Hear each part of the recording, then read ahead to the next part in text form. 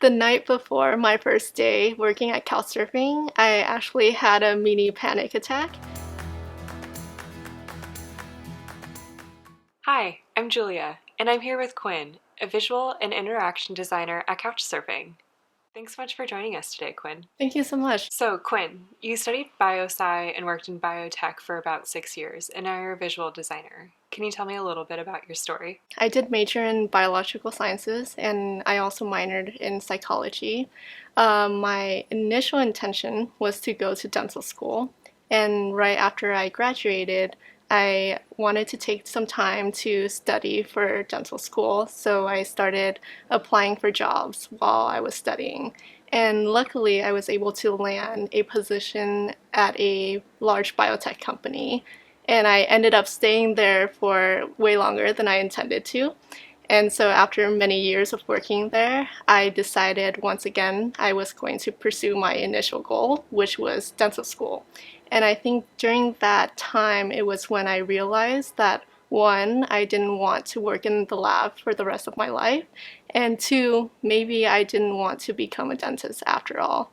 I think it was during one of my dental interviews that I realized that what happened was that I was talking and presenting to the interviewer about all the art and designs and paintings that I've made through my portfolio. And I think in that moment, both me and the interviewer realized that I am way more passionate about art than I was for dental school. So, is there anything in addition that inspired you to pursue UX design?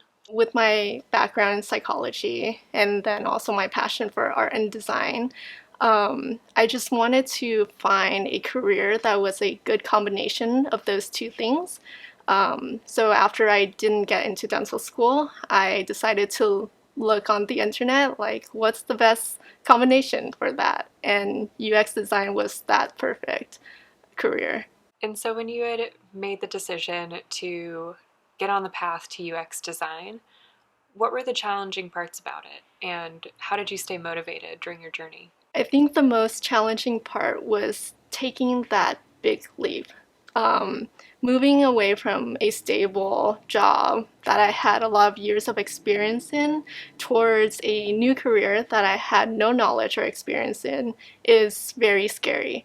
And I think that's another reason why I chose Springboard over other programs is because it allowed me to continue my job while studying and pursuing something new. And every day when I would come back home from work after a long day, I would feel really tired. And I used that feeling of tiredness to remind me that I didn't want to feel that anymore. And I think it fueled me to work even harder. And whenever I do UX design work, I feel really energized. I could be sitting there working on a creative project for 4 hours and I wouldn't even realize how much time had went by. In the course that you took at Springboard, there are projects that you get to work on. Can you tell me about your capstone project that you had? I created an app that solves the question of what should I wear. And I pretty much wanted to build a community where people can give and ask styling advice from other people with what they already had in their closet. And so, how did you choose this topic? I chose this topic because I myself had difficulty finding what to wear in the morning every day for work. I would just stand in my closet for a good 10 minutes just trying to find a shirt and jeans to match. And so I wanted to create an app that I can ask people ahead of time, like, what should I wear for tomorrow? And that would have made my life a lot easier. While working on this project, were there any particular conclusions that you came to? I think it was really fun when I did the user testing afterwards and seeing the excitement from some of the users. I think a lot of people found a good use for it. People talked about possibly using it for job interviews or weddings or even festivals to help them find like what to wear. And it was just nice knowing that this product can make a difference. So, switching gears a little bit, how did you land your job at Couchsurfing? So after completing the program, I quit my job 9 months after that and decided to take some time to travel. When I came back from traveling, I decided to be serious about my job search, and I was looking for jobs like 24/7.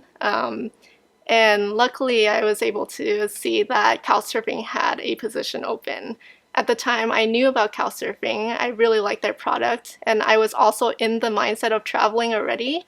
So I applied for the position, and they called me in, did interviews, and I landed the job. So many people may not know what Couchsurfing is. Can you tell us a little bit about what type of a company they are? Couchsurfing is an application and also a website that allows travelers to connect with people all around the world.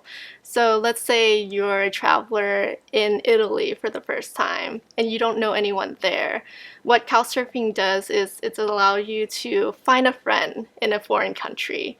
You're able to find hosts there who will be willing to take you into their house and show you their culture and show you around to all these places that you didn't know existed. And couchsurfing is a lot more than just hosting and couchsurfing, going to other people's houses. You can also attend events and go to hangouts with people all around the world. What's it like to work at Couchsurfing? I love the people there. Everyone's so friendly and open, and the environment that I'm in, it just allows me to be creative, and my job is very flexible at the same time. Is there anything that surprises you about working there and being in the role that you're in? Yeah, definitely. So Couchsurfing has been around since 2011. And currently at our SF office, we only have 9 people working there. So we're a very small yet powerful and hardworking team. Can you tell me a bit about what your day to day is like? My day-to-day job is just to solve problems. Currently, we have certain targets that we need to meet, and we look at the current application to see if there are any designs that we want to update to meet those targets. And specifically right now, what I'm really excited and working on is the style guide for Couchsurfing. So that's a big job, and I'm learning so much as I'm doing it as well. What's one thing you wish you knew about UX design before you got started? One thing I wish I knew was that as a UX designer, most of the time you're going to have to make that call. Everyone sees you as the technical expert for what looks good and what works well. So you can end up making 4 to 5 designs and show it to your colleagues. But at the end of the day, it's you who have to decide which design that you should go for, and to be able to articulate clearly why you chose the decision that you did. At any point in your journey into UX design, did you ever feel like you had imposter syndrome? And if you did, how did you overcome it? The night before my first day working at Couchsurfing, I actually had a mini panic attack. I just had a lot of feeling of doubt about myself. Like, what if I can't do the job that they asked me to do?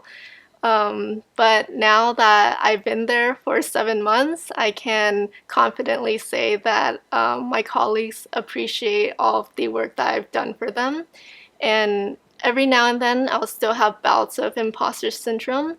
And whenever I'm in those moments, I just need to remind myself of all the small wins that I've had. I think it's important to look back at how far you've come and all the success that you've made.